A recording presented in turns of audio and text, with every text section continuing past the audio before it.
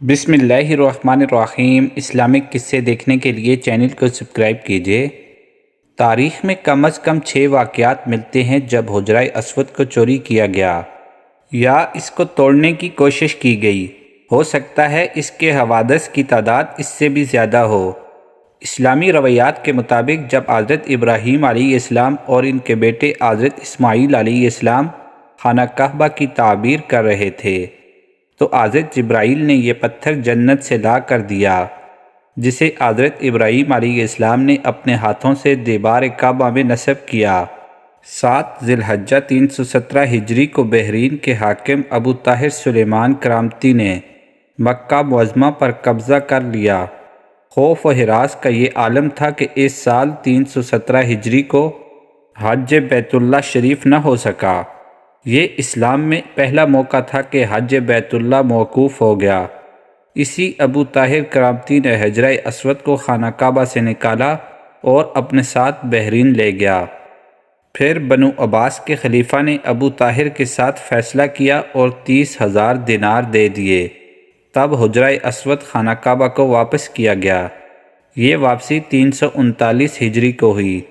گویا کہ 22 سال تک خانہ کعبہ حجرہ اسود سے خالی رہا۔ جب فیصلہ ہوا تو حجرہ اسود کو واپس کیا جائے گا تو اس سلسلے میں خلیفہ وقت نے ایک بڑے عالم محدث شیخ عبداللہ بن حکیم المحدث کو حجرہ اسود کی وصولی کے لیے ایک وفد کے ساتھ بحرین بھجوایا۔ یہ واقعہ علامہ سیتوی کی روایت سے اس طرح نقل کیا گیا ہے کہ جب شیخ عبداللہ بحرین پہنچ گئے تو بحرین کے حاکم نے ایک تقریب کا اہتمام کیا جس میں حجرہ اسود کو ان کے حوالہ کیا گیا، تو ان کے لیے ایک پتھر خوشبودار خوبصورت غلاف میں سے نکالا گیا کہ یہ حجرہ اسود ہے، اسے لے جائیں۔ محدث عبداللہ نے فرمایا کہ نہیں، بلکہ حجرہ اسود میں 2 نشانیاں ہیں۔ اگر یہ پتھر اس معیار پر پورا اترا تو یہ حجرہ اسود ہوگا اور ہم لے جائیں گے۔ پہلی نشانی یہ کہ پانی میں ڈوبتا نہیں ہے، دوسری یہ کہ آگ سے گرم بھی نہیں ہوتا۔ اب اس پتھر کو جب پانی میں ڈالا گیا تو وہ ڈوب گیا، پھر آگ میں اسے ڈالا گیا تو سخت گرم ہو گیا۔ فرمایا ہم اصل حجرہ اسود کو لیں گے۔ پھر اصل حجرہ اسود لایا گیا اور آگ میں ڈالا گیا تو ٹھنڈا نکلا۔ پھر پانی میں ڈالا گیا تو وہ پھول کی طرح پانی کے اوپر تیرنے لگا۔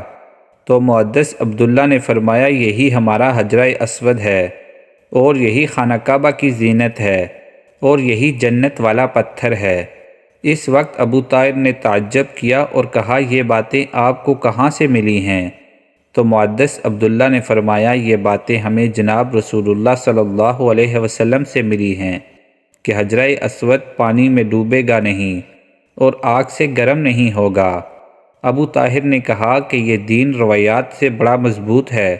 جب حجرہ اسود مسلمانوں کو مل گیا تو اسے ایک کمزور اونٹنی کے اوپر لادا گیا جس نے تیز رفتاری کے ساتھ اسے خانہ کعبہ پہنچایا۔ اس اونٹنی میں زبردست قوت آ گئی، اس لیے کہ حجرہ اسود اس کے مرکز بیت اللہ کی طرف جا رہا تھا، لیکن جب اسے خانہ کعبہ سے نکالا گیا تھا اور بحرین لے جا رہے تھے تو جس اونٹ پر لادا جاتا وہ مر جاتا، حتیٰ کہ بحرین پہنچنے تک 40 اونٹ اس کے نیچے مر گئے۔